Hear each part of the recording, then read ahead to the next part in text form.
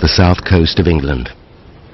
An area renowned for the beauty of its scenery, from the gently undulating hills and wooded valleys of the Weald to the dramatic escarpments and precipitous chalk cliffs of the South Downs. One man intimately familiar with the surrounding geographical landscape is a 34-year-old physician from Lewis, Gideon Mantle. Since he was a child, Mantle has roamed every inch of the Sussex countryside, indulging in his favourite pastime of fossil collecting. The strange skeletal shapes and unfamiliar bones he finds embedded in the local rocks hold a great fascination for him. Today, he is making the 5-hour journey to London to visit the Hunterian Museum, which houses one of the finest fossil collections in England.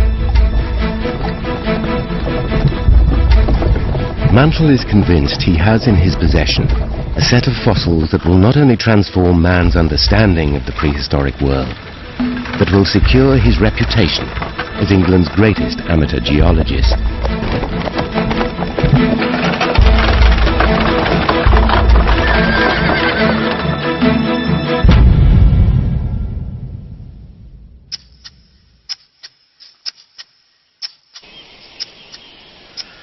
"60 miles away, at the Hunterian Museum, part of the Royal College of Surgeons, the curator prepares for Mantle's visit. William Clift has spent the last 30 years faithfully cataloguing the vast collection of fossils bequeathed to the nation by the renowned anatomist John Hunter.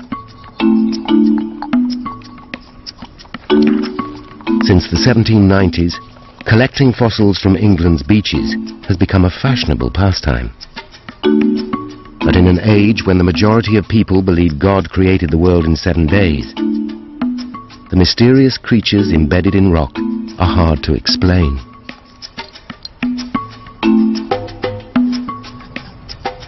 A common belief is that they are the remains of animals drowned in Noah's flood. But this view is being challenged by the new and controversial science of geology. Already, the discovery of giant mammoth bones has proved the existence of prehistoric mammals. Now a radical new theory from France talks of an ancient age of reptiles, a time when strange lizards inhabited the seas before the arrival of man. But as yet, there is scant proof such creatures ever existed. In a workroom within the museum, Clift's assistant, Samuel Stutchbury, is carrying out his research. An enthusiastic young naturalist, Stutchbury is known for acquiring new and unusual specimens of plants and animals for the museum. His source is London's dockyards, where he regularly meets ships as they arrive from the West Indies and South America. One of his latest acquisitions is a common edible iguana from Barbados. As Stutchbury carefully preserves the new arrival, he's unaware that this lizard is about to play a vital role in unlocking the secret of prehistoric life on Earth.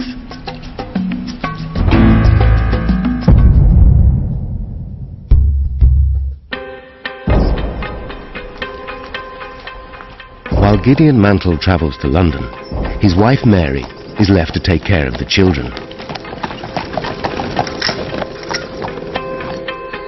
6-year-old Ellen Maria and 4-year-old Walter are used to their father's long absences as he pursues his dream of making a great scientific breakthrough. But after 8 years of marriage, Mary is becoming increasingly intolerant of her husband's obsession with fossils. Mother, please may I excuse me? Of course, dear. Play nicely. Their family life is a far cry from what she'd anticipated when they were first married.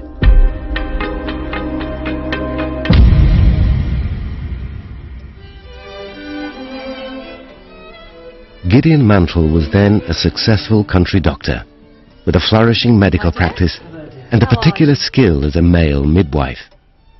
I'm very well, dear, but tired. Busy day.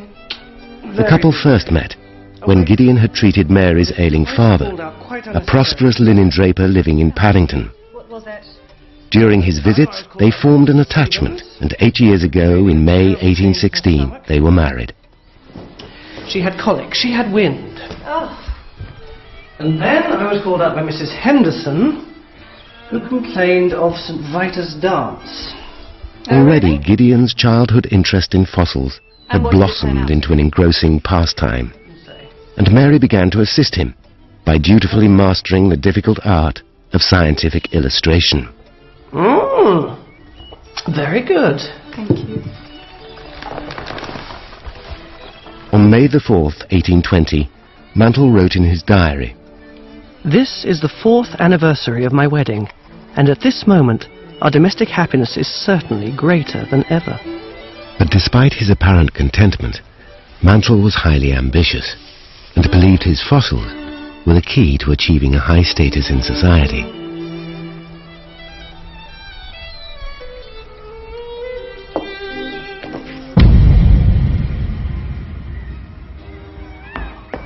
By May 1822, Mantle felt confident enough to present his work in a book on the geology of Sussex. It's here, the book. The venture involved considerable financial risk, but the doctor capitalized on his existing social connections, and by the time of publication, the fossils of the South Downs boasted a list of 200 eminent subscribers. His Majesty George IV, 4 copies. Wonderful! The book was an extravagantly handsome volume and contained 42 plates engraved by his wife, Mary. The engravings executed by... Mrs. Mantle. And I wrote a preface. I didn't want to show this to you. Let me read it to you. As the engravings are the first performances of a lady but little skilled in the art, I am most anxious to claim for them every indulgence. I am well aware that the partiality of a husband may render me insensible to their defects, but although they may be destitute of that neatness and uniformity which distinguish the works of the professed artist, they will not, I trust, be found deficient in the more essential requisite of correctness. My dear, do you know what this means? This is the book that's going to make my name. Do you realize that with this, I will be taken seriously by those that matter? His Majesty George IV, 4 copies. This is a wonderful day, my dear. It is a wonderful day. Ironically, it was not Gideon's book, but a chance discovery by Mary that was to turn the world of natural science on its head. The exact circumstances of the find are shrouded in mystery, but the most plausible account states that the breakthrough was made one morning in 1820 or 21, when Mary accompanied her husband on one of his medical rounds. Bye-bye. While Mantle tended to a patient, Mary went for a walk. On such occasions, she regularly went looking for fossils, and this morning was no exception.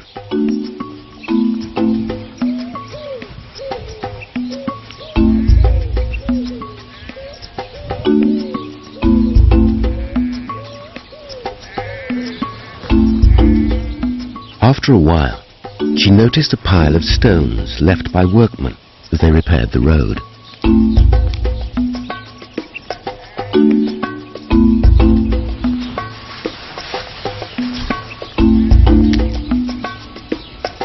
In amongst the debris, her well-trained eye spotted an odd-shaped stone.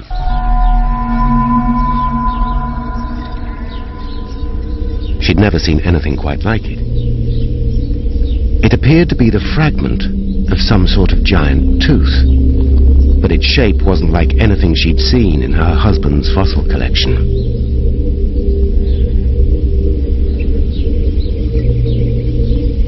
Pleased with her morning's work, she now waited eagerly for her husband to return.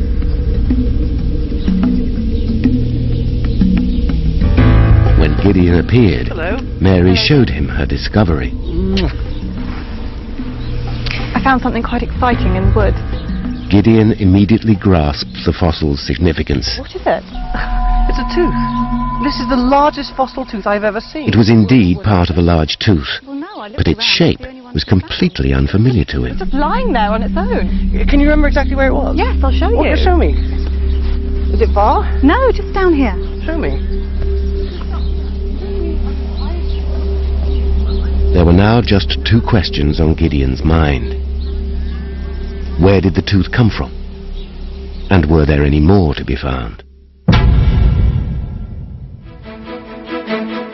Today, a few years later, as Gideon travels to the Hunterian Museum in London, he's succeeded in answering both these questions. In doing so, he's made an extraordinary discovery. He traced the rubble in which the giant tooth was found to a quarry in the Sussex Weald. There, he found several more similarly shaped teeth. Each one is huge, with a blunt and worn-down crown, as if flattened by continuous chewing. It seems, therefore, that the animal must have been a herbivore, roaming the earth millions of years ago. What's more, it appears that this creature was immense, larger than any beast currently roaming the earth. For Mantle, there can only be one startling conclusion: that he has found the first known evidence of a gigantic, plant-eating creature from the ancient age of reptiles. Such an idea is extremely radical, but if he's right, the fame and recognition he so badly craves will soon be his.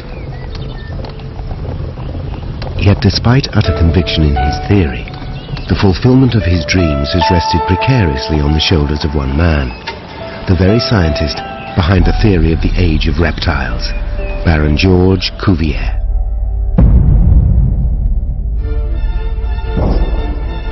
A professor at the prestigious National Museum of Natural History in Paris, Baron Cuvier reigned supreme as the undisputed master of European geology. A man of prodigious intelligence, he'd burst onto the geological scene aged just 27. He was the first to identify the mammoth as an extinct species, separate from the modern elephant. More recently, his belief that an age of reptiles had preceded the era of mammals was deeply influential throughout Europe, not least to the ambitious Gideon Mantle. At the heart of all Cuvier's work was his acclaimed technique of comparative anatomy. This stated that each individual part of every animal had a specific purpose according to the laws of nature, and that by comparing a single fossil to the bones of an existing animal, it was possible to identify the appearance and size of the creature the fossil had once belonged to.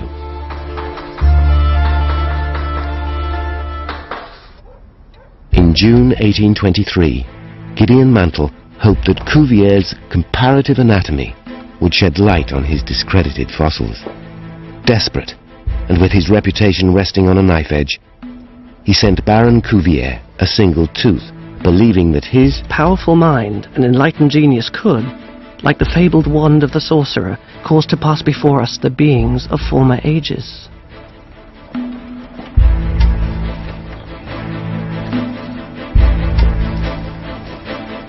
When Cuvier saw the tooth, he pronounced his opinion without hesitation.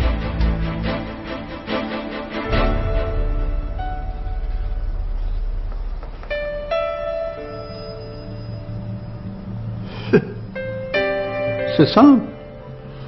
C'est une dent de rhinocéros. The worn-down tooth, according to the most eminent geologist in Europe, was merely the upper incisor of a rhinoceros. Mantle finally had to accept defeat. Baron Cuvier's crushing conclusion was quickly circulated amongst the scientific community in England, Suffered greatly from your work. and with it, any chance of Gideon's teeth being taken seriously was lost. Rejected your fossils, but yet Even Mary, once such a willing supporter of his work, had reached breaking point. You used to spend time with me. You used to spend time with the children, and Nothing now it's has just... changed. Nothing What? has changed. The house is surrounded by this. I shall make a name for myself You will not, Gideon. You've got to give up. Nothing has changed. No, Gideon, things have changed. Nothing has changed. We have seen. Nothing has changed. We have seen through it, Gideon, but it doesn't seem to be getting through to you. No, it does not.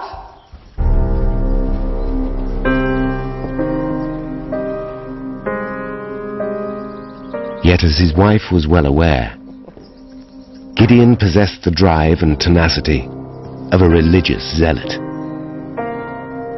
By the spring of 1824, he'd recovered enough to write once more to George Cuvier, this time enclosing an entire series of fossilized teeth.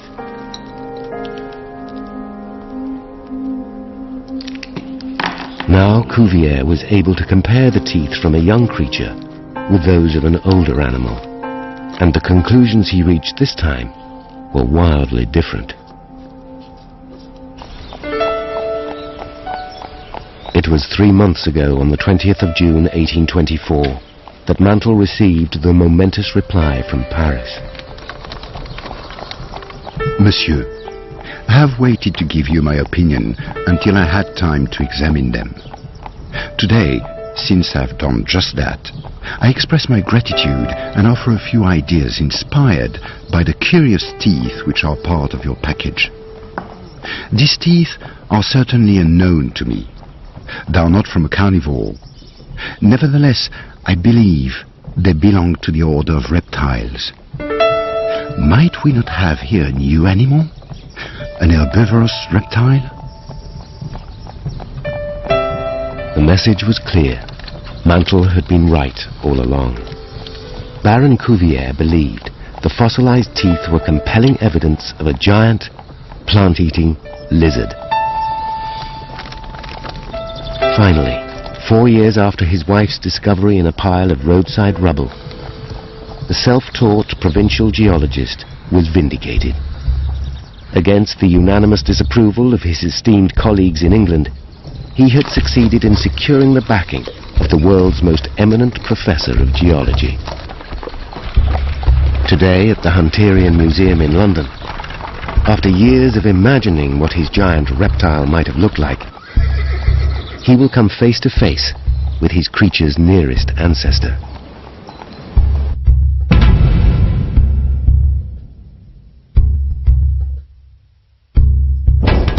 When Mantle arrives at the museum, the curator William Clift and his assistant Samuel Stutchbury are working on the collection. Clift! How are you? Very good to see you. The social circles in which geologists mix are very small, and Clift and Mantle are already well acquainted. It is very, very exciting. These are teeth. They are reptilian. Mantle immediately outlines his plan. He wants to find a tooth that is as close a match as possible to his fossils. According to Cuvier's theory of comparative anatomy, any such creature will share striking characteristics with Gideon's ancient reptile. It could provide a glimpse of what his reptile looked like and just how gigantic it might have been. It's a long shot, but Clift agrees to help. Some bear teeth? Well, no, that's not right. What else have you got? Well, we have some pictures of teeth.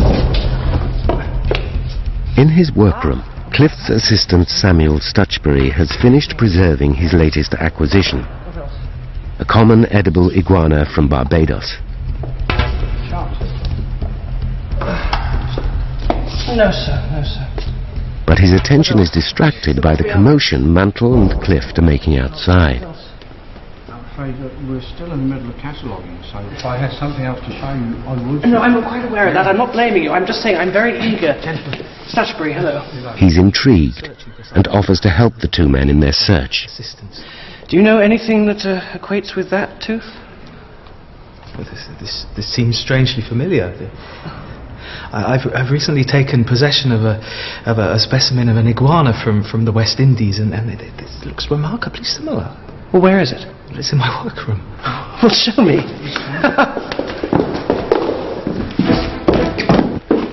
What have we? This is the common edible iguana. It's from the West Indies, from Barbados, and it's a herbivore. Are you certain? Yes. It feeds on plant matter and the tips of flowers. How long has it been here? It arrived yesterday afternoon. I picked it up myself from the dock. This is its lower jaw. Yes, show me. Here. When one of Mantle's prehistoric teeth is compared to the tiny teeth of the modern iguana, the similarities are striking. The teeth. It's very similar. It's markedly similar. The serrations are similar, and the... Both have a distinctive, ridged surface on one side and a smooth, rounded inner surface. And in both animals, an initial row of baby teeth appears to have been replaced by a second set as the reptile reached adulthood. In fact, the only real difference between the two sets of teeth is their size. The iguana's teeth are 1 or 2 millimeters long. And the big tooth, Yes. By contrast, the teeth of Gideon's prehistoric reptile measure 3 or 4 centimeters, 20 times as large.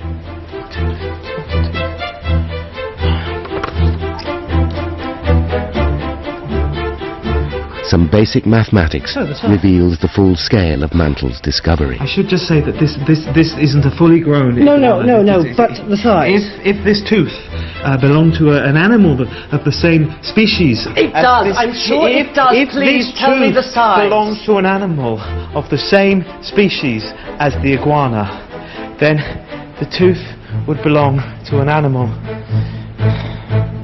100 feet long.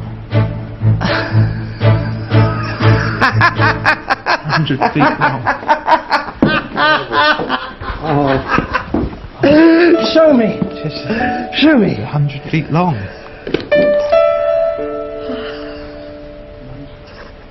It's a remarkable breakthrough. With Stutchbury's help, Gideon Mantle has succeeded in identifying the world's first giant plant-eating reptile, what would later be more commonly known as a dinosaur. The early illustrations depict a reptile walking on all fours and possessing a distinctive horn on his nose. Both these assumptions are later proved wrong, with the horn reassigned as a thumb bone. Also, the creature's length will be scaled down from 100 feet to 30 feet. But in all other respects, it is believed to be exactly as Gideon Mantle first imagined it.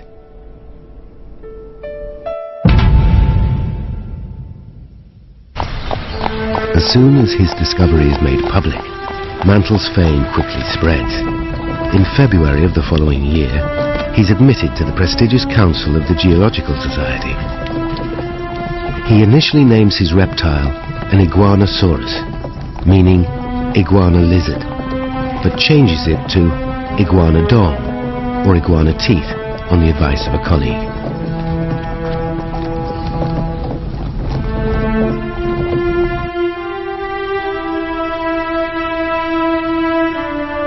Two more dinosaurs are identified at around the same time, the Megalosaurus and the Hylaeosaurus. But it's not until 1842 that Richard Owen, the great British anatomist and founder of the Natural History Museum, coins the term for the terrible lizards, the dinosaurs.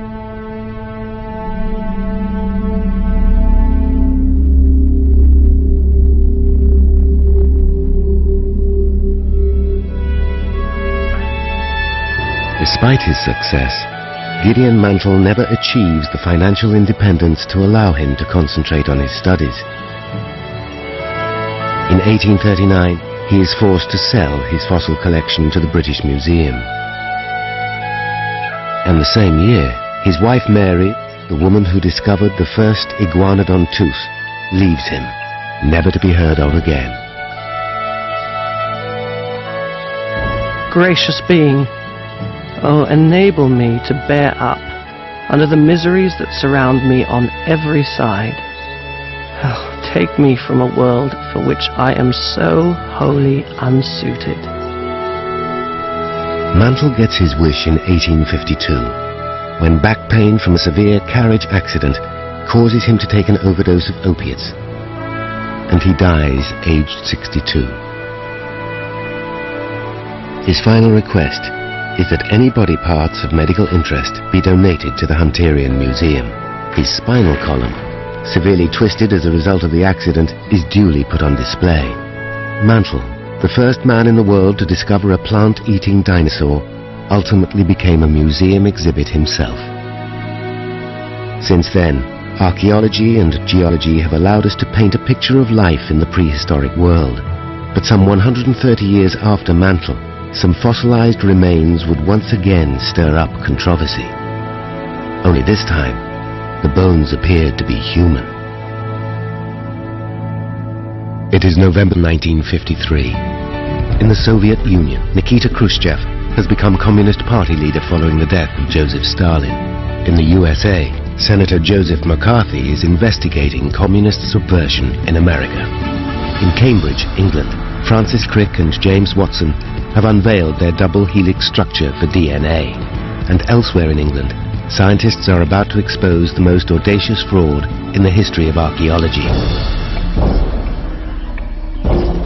Saturday morning, the quiet suburban town of Amersham in Buckinghamshire. How was the lecture last night, darling? In a large modern bungalow, 7-year-old Giles Oakley waits for breakfast to finish so he can go outside and ride his bicycle. Giles, come and have your breakfast. His father, Dr. Kenneth Oakley, is a geologist and anthropologist at the Natural History Museum. Giles! Let him play, darling. He'll come when he's ready. Last night, he gave a talk to the Royal Institution of Great Britain as part of a series of lectures in the run-up to Christmas. Some one or two distinguished names there. His subject was the dawn of man in South Africa. Yeah, so all in all, I was rather pleased with the whole thing. Interesting though it was, this topic has not been at the forefront of his mind in recent months. Instead, his attention has been focused on a far more sensational piece of research. A journalist from the Times. His work in trying to solve the riddle of Piltdown Man. In November 1912, the startling discovery was announced of the remains of what was claimed to be the earliest known human being. The finds were made in a gravel pit near the village of Piltdown in Sussex. They included several pieces of human skull, the fragment of a lower jaw, and a canine tooth. When the skull was reconstructed, it seemed that the shape of the head resembled modern man, while the jaw and teeth were more ape-like. Piltdown Man was therefore heralded as the long-awaited missing link between ape and human. Finally, Charles Darwin's theory of evolution was proven beyond any reasonable doubt. Dr. Oakley was approached by a journalist from the Times who persuaded him to reveal details of the report. Let's have a look.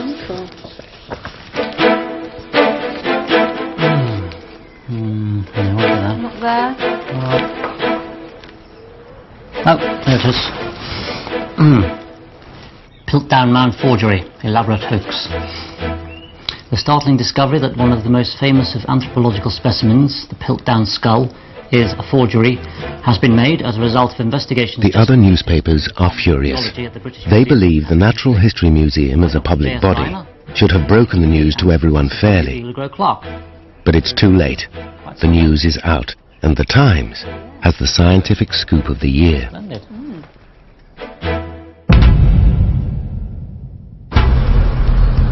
Oakley's colleague, Dr. Joe Viner, is on his way to Amersham. An anthropologist from Oxford University, Viner was the first to spot that Piltdown Man might be a clever hoax. But the identity of the perpetrator remains a mystery. Today, Viner is on a mission to root out the audacious hoaxer.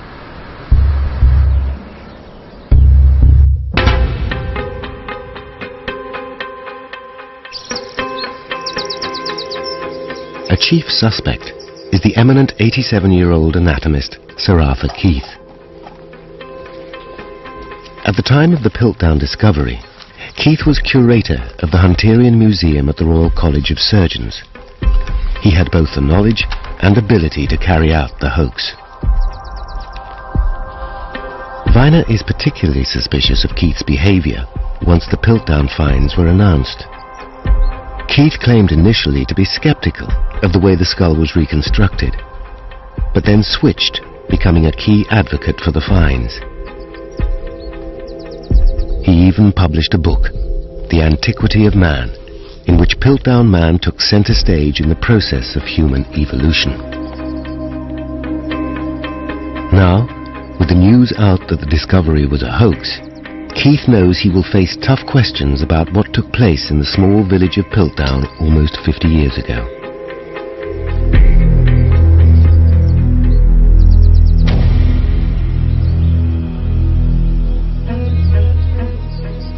The first fragments of skull from Piltdown was discovered in 1908 by a well-respected solicitor and amateur antiquarian, Charles Dawson. An important local figure in his hometown of Uckfield, Dawson was nicknamed the Wizard of Sussex, thanks to the number and importance of his archaeological finds. He was even responsible for identifying 3 new species of dinosaur, one of which was later named Iguanodon dawsoni. At some time in the late 1890s, business took Dawson to Barkham Manor, an estate near the village of Piltdown in Sussex. He went for a walk and noticed labourers digging an ancient gravel pit in search of stones to mend the farm's roads. As I surmised that any fossils found in the gravel would probably be interesting, I specially charged the men to keep a lookout. When he returned to the manor in 1908, his forward thinking paid off. Oh, my man. Have you found anything? No, sir. Just here. Not sure if it's anything. One of the labourers handed to me a small piece of bone, which I recognised as being a portion of human cranium. I at once made a long search, but could find nothing more. Just about there, sir. Oh. Over the next 4 years, Dawson visited the gravel pit several times. By 1912, he had accumulated another large piece of skull and a fragment of hippopotamus tooth.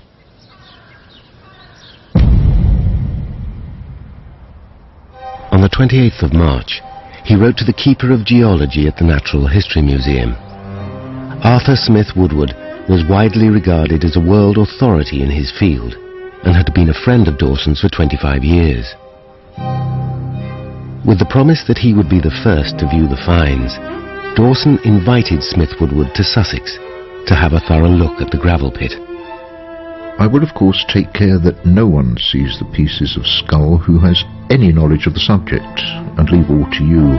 On second thoughts, I have decided to wait until you and I can go over by ourselves to look at the bed of gravel. It is not far to walk from Uckfield, and it will do us good. Smith Woodward eagerly accepted, and plans were made for the excavation to begin in 3 months' time.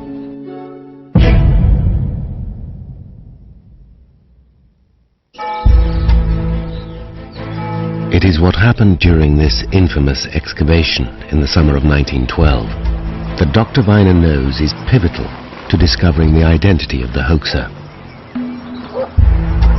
With the help of Kenneth Oakley and staff at the Natural History Museum, he has launched an extensive inquiry. He intends to question every survivor, either present at the dig itself or closely involved with the study of the finds. Today, they're targeting one of their prime suspects.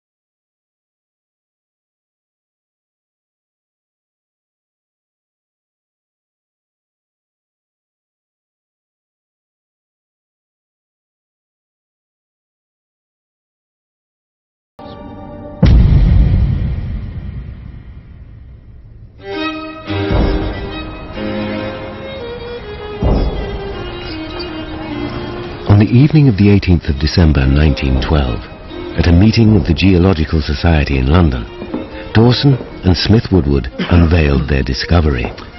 Ladies and gentlemen, thank you very much for coming along to Burlington House this evening.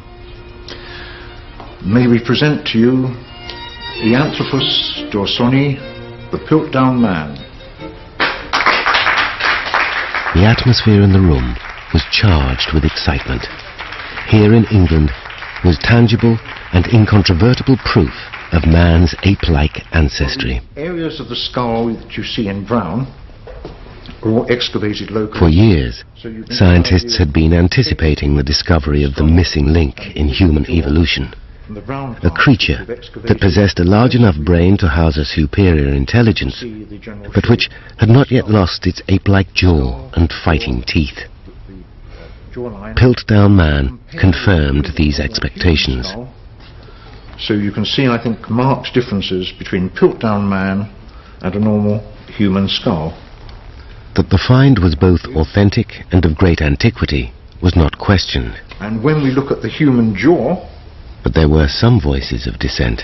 You can see a very marked difference there. Arthur Keith, an anatomist from the Hunterian Museum, was unhappy with the way Woodward had reconstructed the skull from the fragments that he and Dawson had found. All been found on the site. But the following summer, a decisive piece of evidence was unearthed.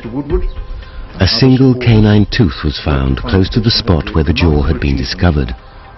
Piltdown Man. Its shape, size, and the way it had been worn flat was exactly as Smith Woodward had predicted in his initial reconstruction of the Piltdown skull. Keith was forced to admit his mistake, and Piltdown Man, as presented at the Geological Society meeting, was widely accepted as accurate.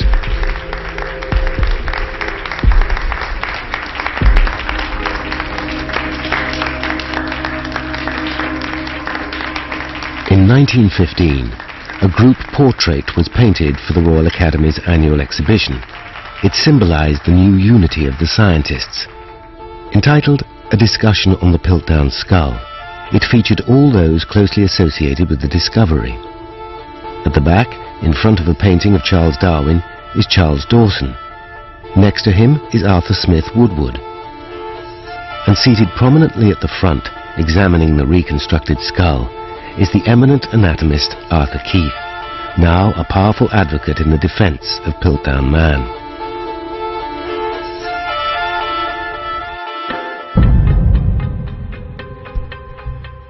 Today, less than 50 years later, as the news breaks that Piltdown Man was a hoax, Keith is the only scientist from the original group still alive.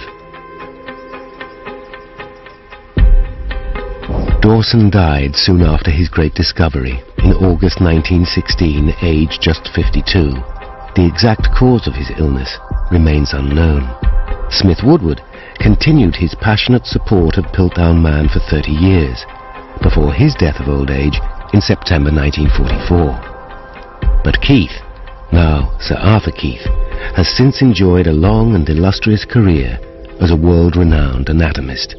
Now retired, he lives in the village of Down in Kent, where he is writing a biography of Charles Darwin. Today, he's also Oakley and Viner's chief suspect in the hunt to find the Piltdown Man hoaxer.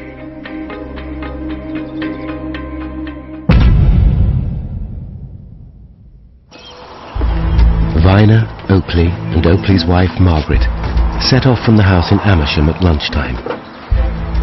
They are making the journey to Kent to cross-examine Keith over his involvement in Piltdown Man. Viner is suspicious of the way Keith abandoned his initial skepticism of the skull.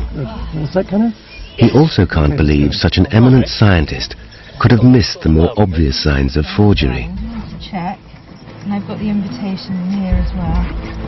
Before the hoax was announced, Oakley wrote to Keith requesting an interview, and last week received a very courteous reply.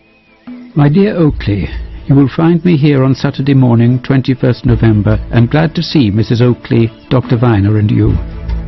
You have been a much troubled man of late. Yours sincerely, Arthur Keith. Lipstick on. Now the news of the hoax is out. The men are worried Keith may not be quite so welcoming. Margaret, do hurry up. Sorry, Giles is being rather naughty.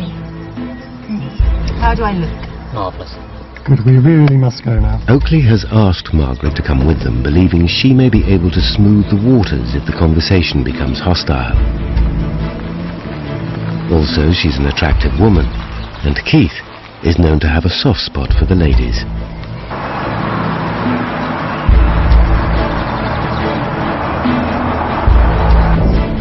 Viner and Oakley first began to run tests on Piltdown Man 3 months ago. At their disposal were several cutting-edge techniques that had not been available when the bones were first discovered. What they showed was that the hoaxer must have had a highly sophisticated grasp of both archaeology and human anatomy. With this in mind, who were the most likely suspects?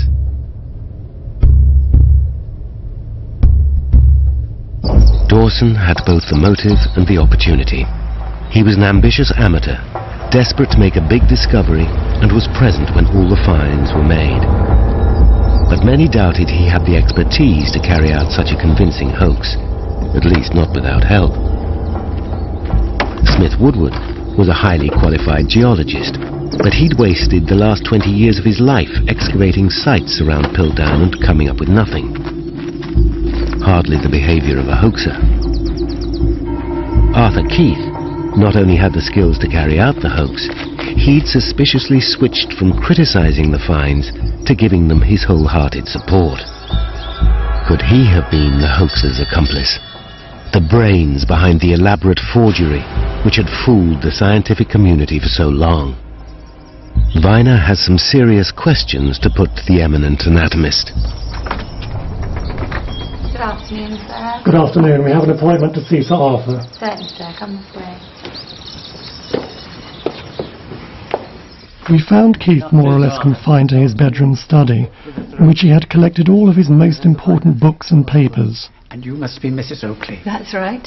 Please sit down. Thank you. He did not look very well. He was pale and rather pinched looking and shaky and had a cough. I have seen it all in the Times. I'm glad you've come down, and I hope you've brought some specimens to show me. Oh, yes. Oakley starts by showing Keith the samples of bone. We decided to take some fresh samples from the Piltdown. He describes the strong smell of burning when the bones were drilled. Yeah. I thought this was very odd, because in my experience, it is fresh bone that produces that smell, and not bone which we all thought was 500,000 years old. He then produces a cast of the Piltdown jawbone and explains that when Dr. Viner filed down the jaw of a modern ape, it looked almost identical. Now, we discovered that these back teeth here must have been filed down. I'm sorry, but I've handled many chimpanzee and orang mandibles, and I just cannot believe I would have been so easily deceived. Also, I'm far from certain that filing down the teeth would have produced a result such as this. Have you filed both orang and chimpanzee? No, only chimpanzee. But it produced a very similar appearance.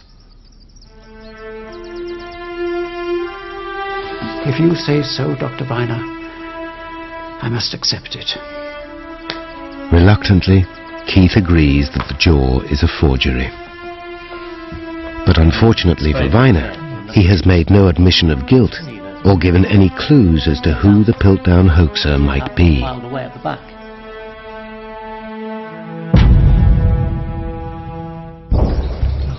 Thank you. Halfway through the conversation, Oakley inadvertently makes a breakthrough.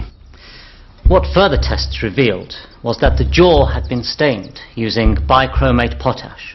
Oh, I knew the jaw was stained. It was done to preserve it. Staining bones with bichromate potash was not an accepted way of preserving bones, even in 1912. Well, how had you learned of the chromate staining? From Dawson. I had lots of correspondence from Dawson. Most of it, if not all of it, I destroyed in a bonfire many years ago. We also tested the bones. For At the time, Keith appears to have dismissed Dawson's unorthodox methods as an amateur's misguided attempt to preserve the bones. Fragments. It penetrated. But now the hoax is out.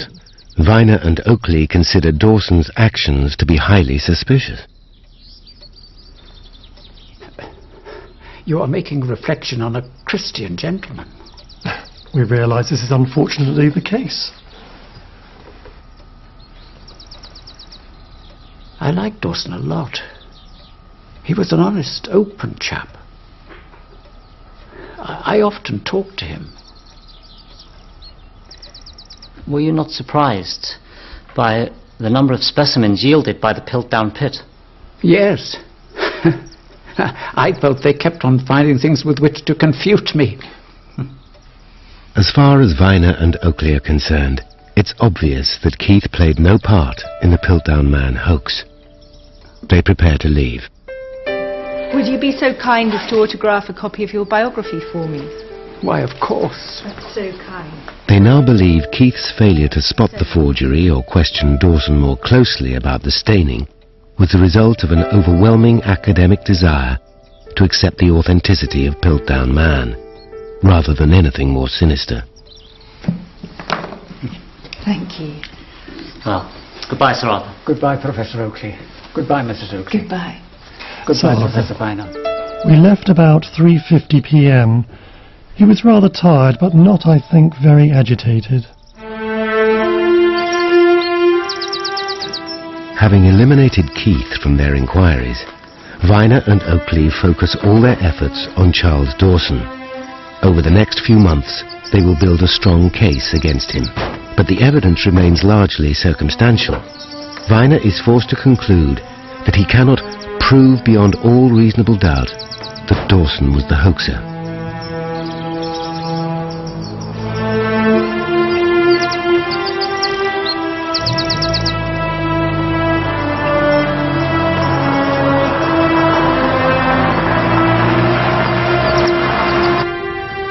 The unearthing of the Piltdown Man hoax turns Oakley and Viner into minor celebrities. While Oakley relishes some aspects of his newfound fame, even appearing on an American version of What's My Line, the media attention ultimately proves a distraction from their other scientific achievements. A year later, on the 7th of January 1955, Sir Arthur Keith dies, convinced that Dawson was the culprit. In a letter published posthumously in the Times, he said the news of the hoax left me in no doubt that the man I had the greatest reverence for had deliberately misled his best friend Smith Woodward and me. Since the 1950s, several of Charles Dawson's earlier archaeological finds have also been re-examined and proven to be forgeries. They include a Roman statuette, which Dawson claimed was the earliest evidence of cast iron manufacture in Europe, but which has since been exposed as a modern copy. Hello, sir. Have you found anything interesting? But despite this, Just this. there remains no conclusive proof that it was Dawson, and Dawson alone, who perpetrated the most daring fraud in the history of science. The identity of the Piltdown Man hoaxer remains a mystery.